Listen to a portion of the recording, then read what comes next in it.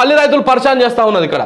ఇగో 6 కాలం శ్రమించి సాగు చేసిన పంటకు మద్దతు ధర చెల్లించాలని డిమాండ్ చేస్తూ పల్లి రైతులు రోడ్డెక్కారు. వ్యాపారులు అధికారులు కుమ్మక్కై నిండా ముంచుతున్నారని, కమిషన్ పేరిట 5% కట్ చేస్తున్నారని తీవ్ర ఆవేదన చెందారు. మద్దతు ధర చెల్లించి పంటను కొనుగోలు చేయాలని డిమాండ్ చేస్తూ శనివారం వికారాబాద్ జిల్లా పరిగిలోని జాతీయ రహదారిపైన 2 గంటల పాటు బైఠాయించారు.